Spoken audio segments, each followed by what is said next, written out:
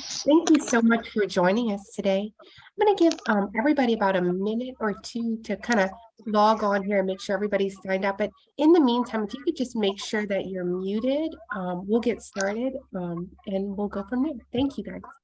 But if you have questions, you can unmute yourself, certainly.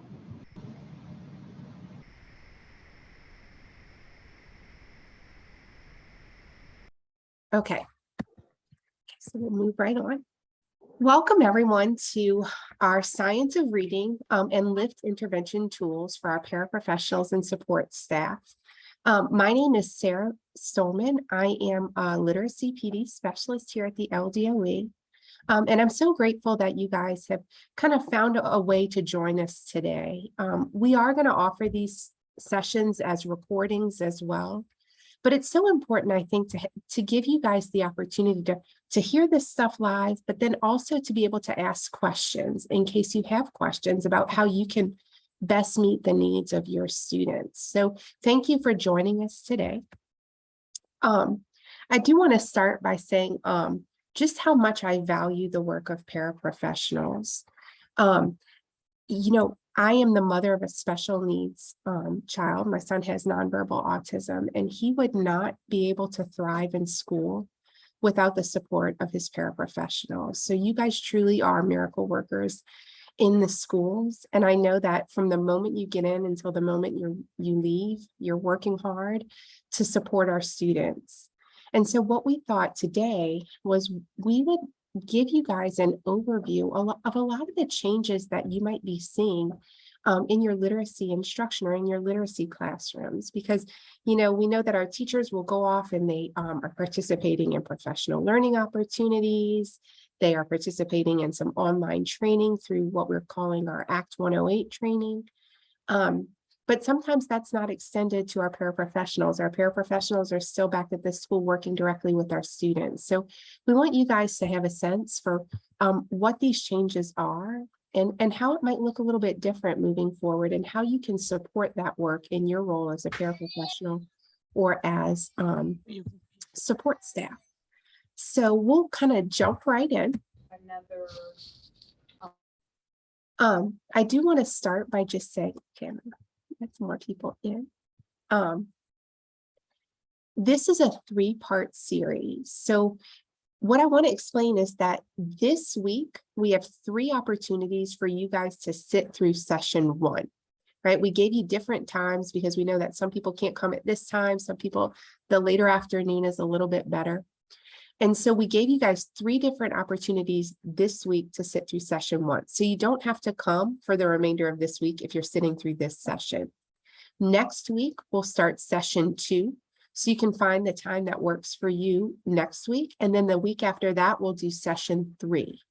So the sessions for this week are all going to be the same. So don't feel like you have to come to every single one.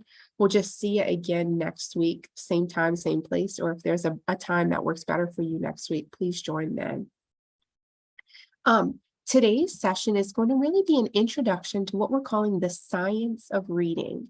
You might have heard that at your schools. Maybe you've sat through some professional learning opportunities on the science of reading, or your teachers are talking about it.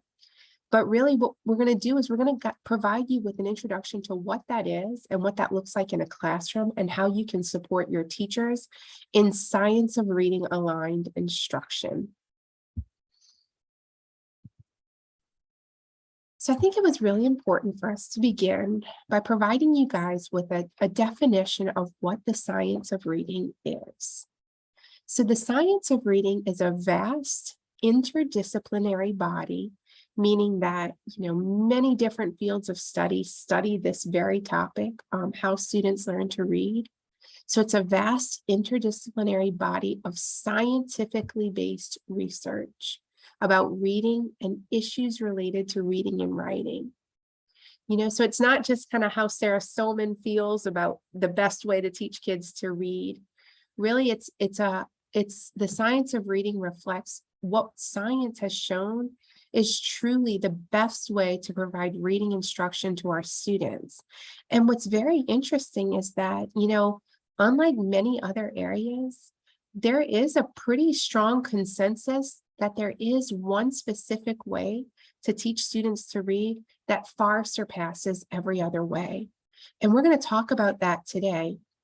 But it's very important for us to understand that, this just isn't, somebody's idea, and then a few years later, we're going to go with someone else's idea. We're really following the science because we know that we don't have a lot of time with our students, and we want to make every minute valuable and meaningful. Now, that's not to say things won't change. Things may change as our understanding of how students learn to read grows and improves. But for the past 40 years, what we are seeing is that the science is telling us the same thing. Our students need strong foundational skills. They need a strong foundation in phonological and phonemic awareness, phonics skills so that they can become fluent readers, while at the same time building their ability to comprehend and understand what is read to them and what they read. So that's a lot of words, and we're going to talk through all of that today, and we're going to talk through what that means for your role in the classroom as well. Okay, so you may have seen this graphic. This is referred to as the simple view of reading, right? And this is kind of a reflection of what we know is the best way to teach students to read, but we also know this is how students learn how to read. So what the simple view of reading shows is that reading is the product, not the sum, but the product of decoding skills and language comprehension skills. Students who have strong decoding and strong language comprehension skills will be able to read and comprehend what they read in a deep way. Now, the reason we say the product is because when we think about multiplication, we know that the product of anything when it is multiplied by 0 is 0, right? So students can have strong decoding skills, but no language comprehension skills. They're not going to be able to comprehend what they read. On the flip side, students can have strong language comprehension skills, but poor decoding skills or the skill to sound out words, and they're not going to be able to understand what they read. Students need to have skill in both of these areas, and it's our job as instructors in a classroom to make sure that our students have a solid foundation in decoding. They can read fluently. They can sound out words to the point where they're able to read them by sight, and they can understand what's at the earliest stages, what's read to them, and as they get older, what they read. They have to have some sense of what these words mean. Now, there are cases where you will find students who are able to decode, but they have no language comprehension skills. Sometimes you might see this in a special education classroom. You'll have a 3-year-old student who can read any word you put in front of them, but they don't know what the word means, right? Or they can't answer questions about the text that they read. Sometimes we refer to that as like hyperlexia. It's uncommon, but it does happen. But it's a perfect example of this simple view of reading. On the flip side, sometimes you might see students who understand every little thing that is read to them. You do a read aloud, they can answer every question beautifully, right?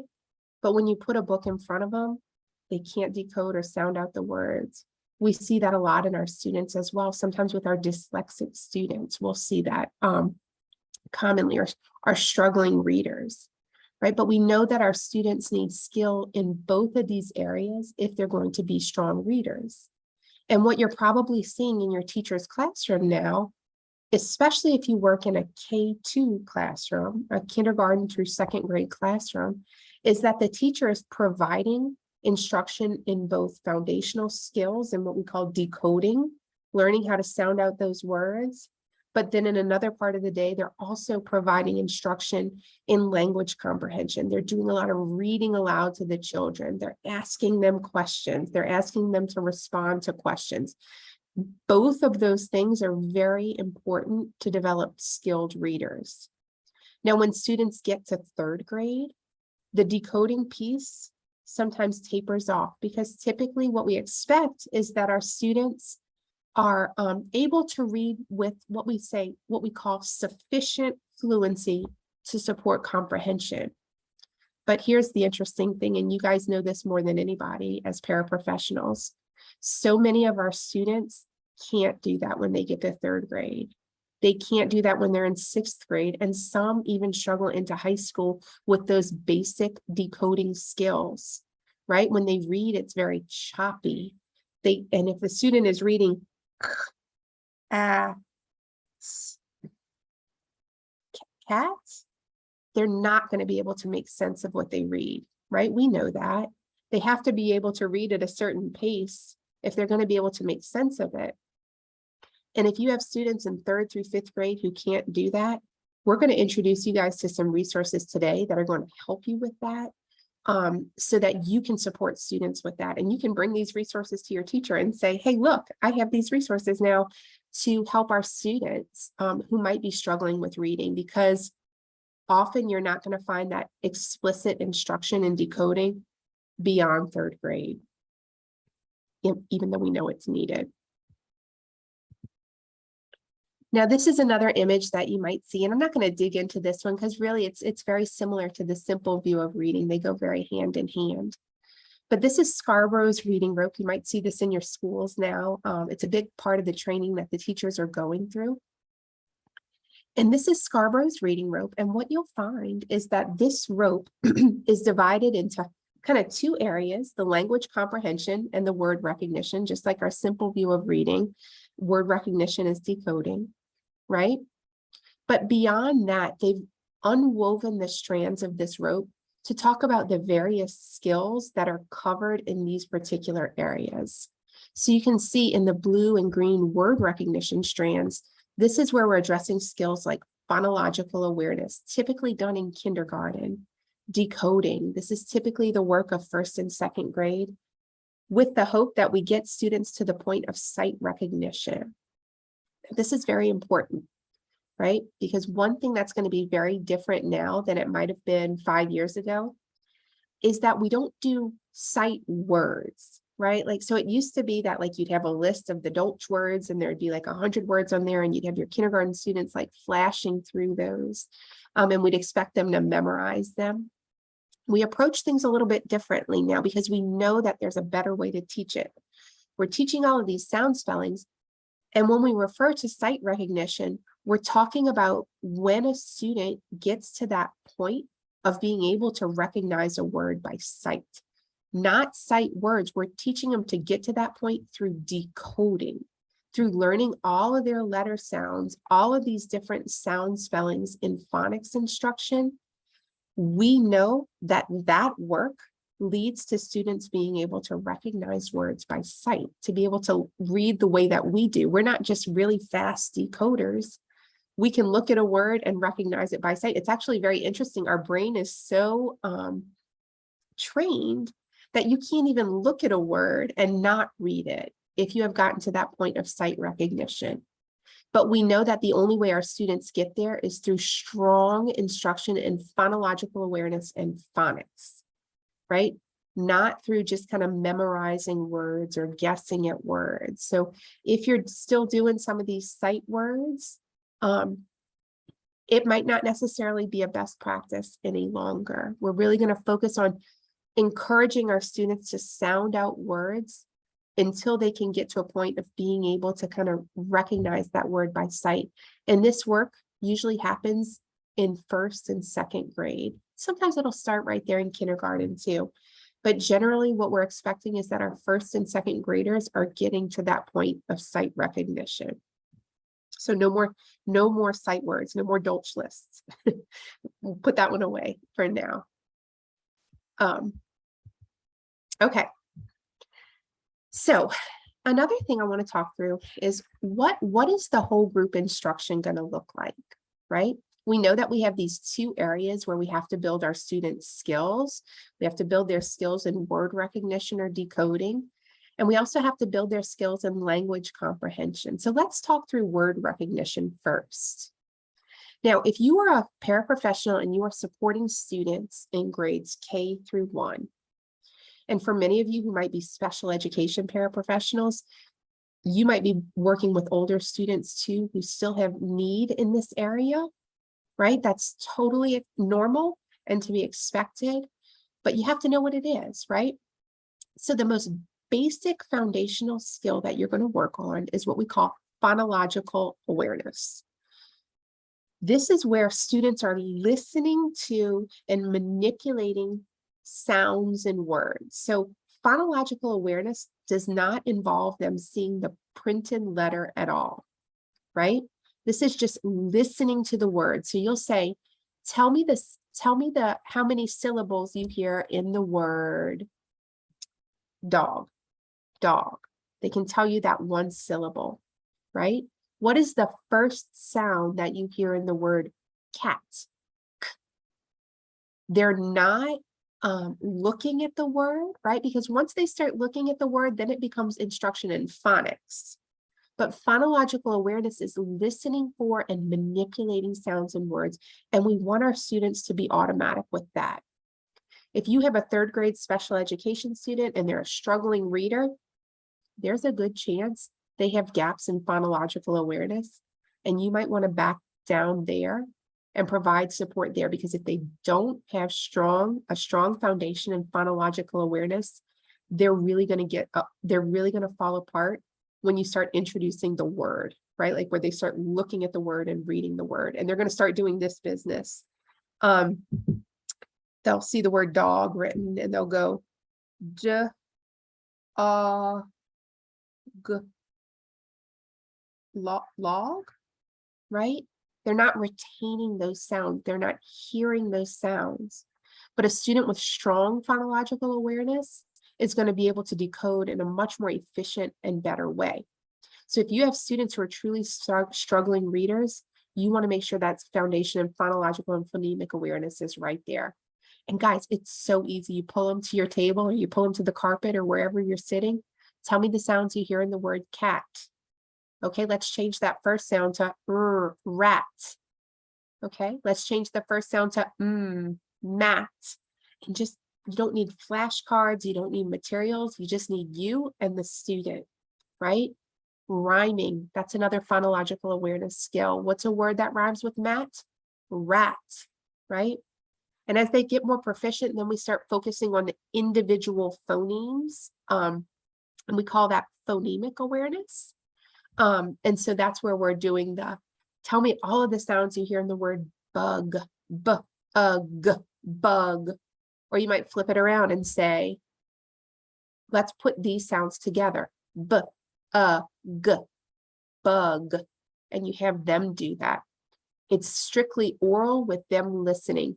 No flashcards, nothing like that. It's just you and the student. Sometimes maybe a little Unifix cube might help to have them count out the sounds that they hear, something like that. But generally speaking, this is the most basic skill. And if you have kids who are struggling readers, you want to know, do they need support here? And very often you'll find that they do. So and typically this is the work of kindergarten. But like I said, I know many of you guys might be special education paraprofessionals. So you will have students in second, third, and beyond who need support in phonological awareness, right? You can be walking down the hall with them. I know, like with my own son, his paraprofessional will walk down the hall with him, and they're always talking, but you can talk about these types of things. You can say, tell me the sounds you hear in toy, right? And do that. And they love that. They love it.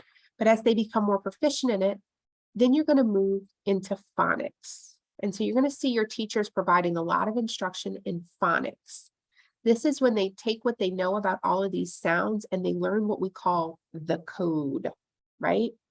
English has a very complex code, but there is a code that explains how these words work. So you start by teaching them letter sounds, then you start teaching them different sound spellings in a very systematic way. And when we say systematic, it's not just, hey, I feel like teaching EE today, right? Like your teachers are going to have a scope and sequence. And what I mean by that is just kind of a plan for how they're going to introduce all of these sound spellings. It's often embedded in their curriculum. So if they're teaching EE, you're teaching students to read words with the EE spelling in it. They're going to have a lot of practice reading that. So if you're sitting and the teacher's doing whole group instruction and she's teaching EE today, when you're sitting with your students, Give them opportunities to practice reading words with EE in them. Okay. The thing that is going to make the biggest difference for our struggling readers is more practice. And that's what you guys are there to help provide. One of the things when I give like teacher professional development, one of the things I always share is that, you know, when we think about our whole group instruction, our curriculum instruction that our teachers are giving, that is designed to meet the needs of the average student.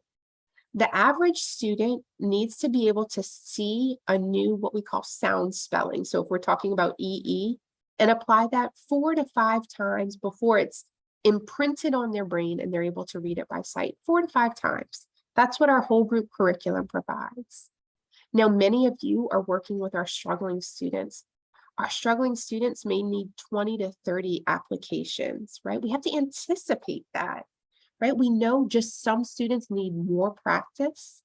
Our dyslexic students can need over 100 opportunities, right? Because dyslexia is just that. Dyslexia is a breakdown in a student's ability to map these sound spellings. We call it map these sound spellings on their brain so that they get to the point of being able to recognize them by sight. The only way they get there is through continued repeated practice. That is the work that you guys can provide, the support that you guys can provide. So if you know, hey, we taught EE and I know it's going to take my student a longer time, just anticipate that. You're going to be working on EE for several weeks until they get to that point where they're able to see the word need and read it by sight. They're not going, ned, right? We want them to be able to go need. They shouldn't have to think about it. They just have to be able to read it by sight the way that we do. That's our goal, because that we know is going to lead to students who are able to comprehend what they read. So phonics instruction is huge. In kindergarten, you'll introduce your basic letter sounds. In 1st and 2nd grade and beyond, you'll introduce more complex spellings. You'll introduce magic E. That's a hard one, the one that where our long vowels turn, where E can make a short vowel turn into a long vowel. Students often get tripped up by that.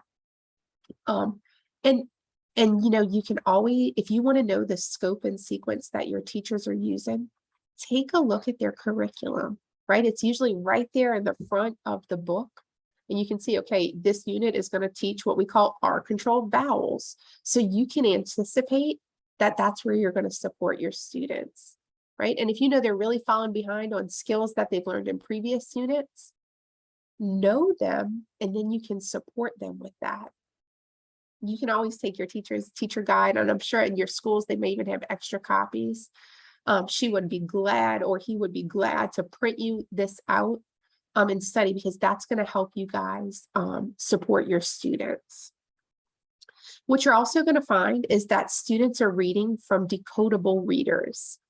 So you might hear this term a lot. A decodable reader is a reader that only includes the code that the student has learned up until that point, right? So a decodable reader isn't a thing. A decodable reader is something that changes over time. So as students, when they only know their basic letter sounds, it's only going to contain words that have their basic letter sounds. As they learn more complex spelling patterns, the words will become more complex in the text and they'll read those. And you're going to find a lot of that because we know that's how students learn to read. And then what you're going to find is that your students are becoming increasingly automatic readers. And we're hoping they're moving in that direction by the middle to end of 1st grade, right? But sometimes students take longer and you just have to figure out how you can support them. You're also going to find a lot of instruction on language comprehension, right? The teachers are going to be doing a lot of read aloud, right?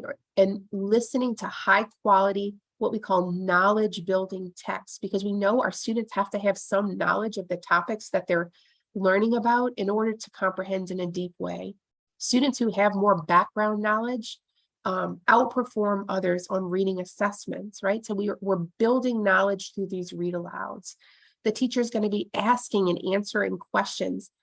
And I used to tell my teachers when I would work with teachers all the time, like, you know, if you ask a question and the student gives you a one-word response, no, you have to prompt them to respond in a complete sentence, because this is the foundation for their writing, right? So they might not be able to write yet, but if they're telling you, you know, I love, my favorite animal is the shark because it has a dorsal fin, right? That would be a beautiful sentence in a writing, but we're cultivating that through these questions that we're asking. So simple one-word responses are not okay. With my own son, who is nonverbal, has nonverbal autism, they will use Matrix Maker or one of these programs to give him the words so that he can respond in complete sentences, and he can respond using these picture cards too. And I can share that with you guys. If you ever want to send me an email, I can share you some of these resources. As students become more proficient readers themselves in first and second grade, they're going to start delving into reading a little bit on their own and answering questions on their own. They can't do that until they can read with that sufficient fluency. And you're also going to find that your teachers are providing vocabulary instruction. Sometimes it's going to be explicit. The teacher is just going to be saying, this is the word, this is what it means. Here are some opportunities to practice. And sometimes it's just going to be embedded in what they're reading. A student might raise their hand and say, I don't know what the word dorsal means or dorsal fin is.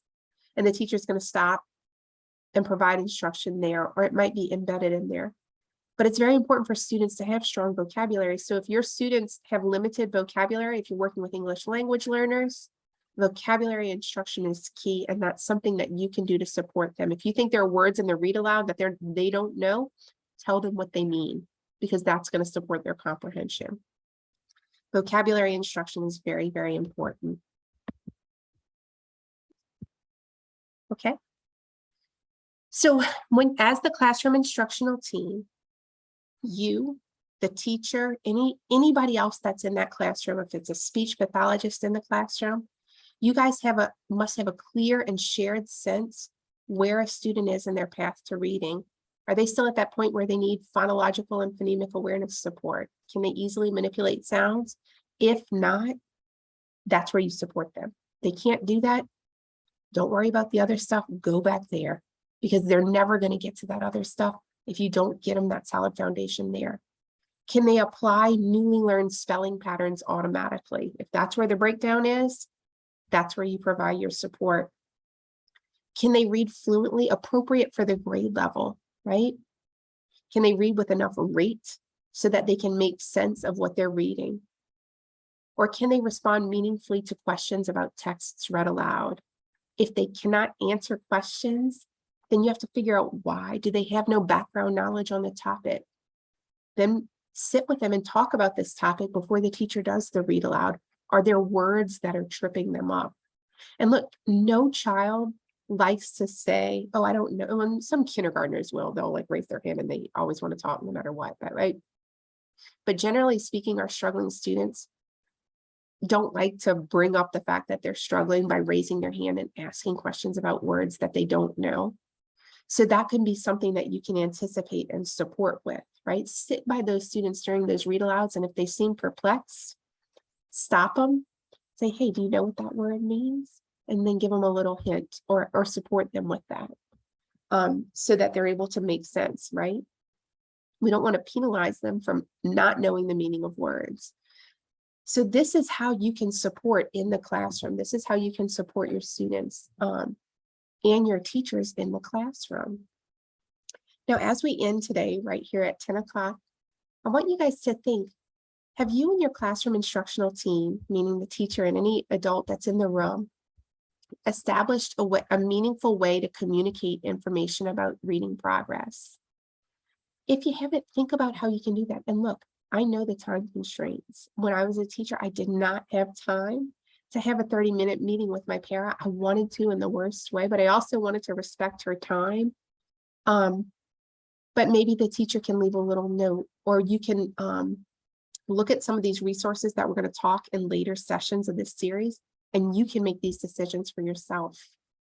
And knowing these time constraints, just think about what are some efficient ways for you to maintain these shared understandings about where students are at. And we'll talk about some ways to do this in sessions 2 and 3. So please join us then. If you have any questions, you can always reach out to me at sarah.stolman@la.gov, but we all get the emails through Louisiana Literacy at la.gov. So if you have any questions or feedback or anything like that, please send us an email. I'll stick around on here a little bit to answer any questions, burning questions that you have right now. But I do want to thank you guys so much for joining us. Share this with your friends, your colleagues at your school. If you have ideas for how we can improve it, let us know. And hopefully we'll see you guys all back next week, where we're really going to dig into like, where are resources that you can pull to support those students. Thank y'all.